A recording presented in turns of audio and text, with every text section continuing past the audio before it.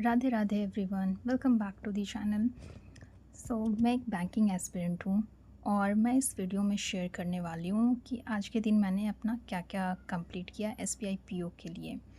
तो उससे पहले मैं एक आपको स्टोरी बताना चाहती हूँ। लास्ट ईयर मैं जब एग्ज़ाम देने पटना गई थी बिहार कॉरपोरेटिव की, तो वहाँ पे मैं एक लड़की से मिली थी जो कि रांची की थी।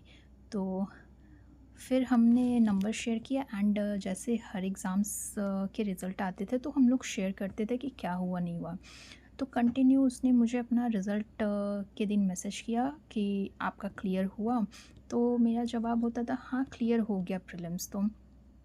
तो फिर आरआरबी पीओ का मुझे याद है कि उसने मैसेज किया था, तो मैं बोली कि मेरा भी इतना ज़्यादा अटेम्प्ट नहीं था बट मेरे एक्यूरेसी में भी सही होंगे, तो मेरे 8 मार्क्स ज़्यादा हो गए थे।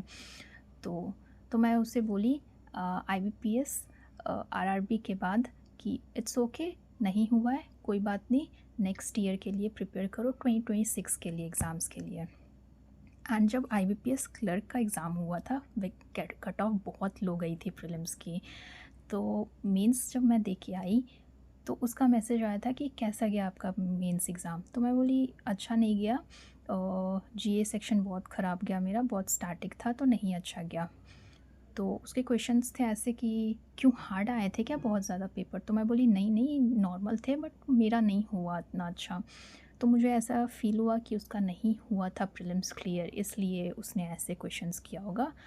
तो लास्ट मंथ मैं देख रही हूँ आईबीपीएस ट्रेनिंग चल रहा था जब, तो उसका पोस्ट एक आया स्टेटस एंड वो लखनऊ में ट्रेनिंग कर रही थी। तो मैं पूछी तुम्हारा सिलेक्शन हो गया? तो फिर उसने बोला हाँ हो गया। तो मतलब कौन सा एग्ज़ाम आपको कब selection they they you don't know. मेरा बस ये मतलब था बोलने का कि देखो भाई उसका प्रीलिम्स कोई भी क्लियर नहीं हो रहा था बट हाँ आईबीपीएस क्लर्क के लो वैकेंसी गई, लो कट ऑफ गई, उसका सिलेक्शन हो गया एंड उसने मेंस में भी क्लियर कर लिया। तो आपको नहीं पता कि आप कौन से एग्ज़ाम्स के लिए बने हो और कौन से एग्ज़ाम्स पे आपका नाम है। So please be positive and अच्छा सोचो एंड बस लगे रहो, हो जाएगा। तो आज मैंने सबसे पहले अपना टू डू लिस्ट बनाया।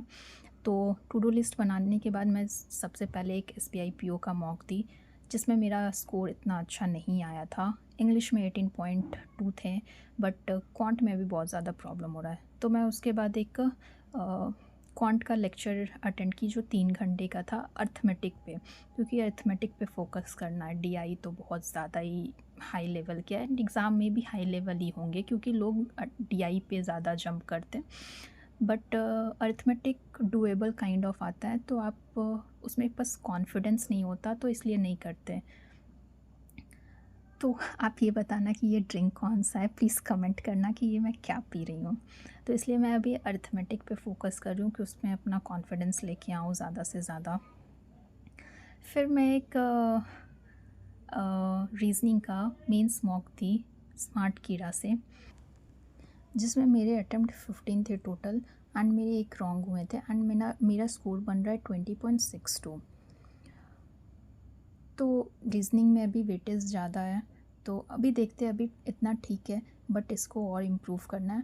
और फिर मैंने एक परफेक्शन बैच का शुरू में ही एक लेक्चर कंप्लीट किया था क्योंकि मुझे इंग्लिश में सबसे ज़्यादा डर है। तो मैं परफेक्शन बैच में ली थी उनका निमिषा मैम का रिकॉर्डेड बैच। तो मैं उसे अभी शुरू की हूँ कंप्लीट करना एक एक करके कि मुझे उसमें कॉन्फिडेंस आए, क्योंकि मुझे इंग्लिश में बहुत लो कॉन्फिडेंस है और मेरे अच्छे नहीं मार्क्स आ रहे, बट इसमें मॉक में आ गए थे 18.25, तो इट्स ओके।